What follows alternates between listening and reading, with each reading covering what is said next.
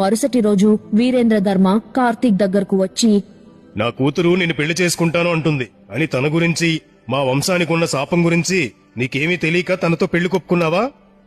అయ్యా, నాకు పూర్తిగా తెలీదు. కానీ అమ్మాయి గారిని పెళ్లి చేసుకుంటే చచ్చిపోతానని మాత్రం తెలుసు. చచ్చిపోతానని తెలిసి కూడా పెళ్లికి సరే అన్నావు అంటే నీ ధైర్యానికి మెచ్చుకుంటున్నాను. మా వంశానికి చాలా తరాల నుండి నాగశాపం ఉంది.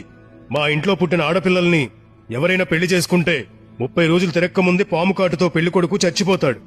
ఒకవేళ 30 రోజుల్లో పెళ్లి కూతురు చనిపోతే శవంతో పాటు పెళ్లి కొడుకును కూడా బ్రతికుండగా సమాధి చేసేస్తాం.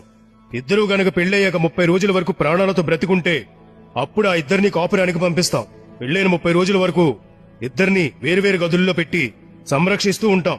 కానీ ఏదో ఒక రూపంలో అంతు చిక్కని విధంగా ఇప్పటి వరకు ప్రతి పెళ్లి కొడుకు చనిపోతూనే ఉన్నారు. అసలు ఆ నాగశాపం ఎందుకు మీ వంశానికి తగిలింది? ఆ శాపం పోగొట్టే మార్గం లేదా? ఆ శాపం పోగొట్టడానికి మేం చెయ్యని ప్రయత్నం అంటూ లేదు. నువ్వు మా ఇంటి అల్లుడయ్యాక 31వ రోజున నువ్వు బ్రతికుంటే ఆ శాపం ఎందుకు, ఎవరి వల్ల మా వంశానికి తగిలిందో చెప్తాను అని చెప్పి వీరేంద్రధర్మ అక్కడి నుండి వెళ్లిపోయారు.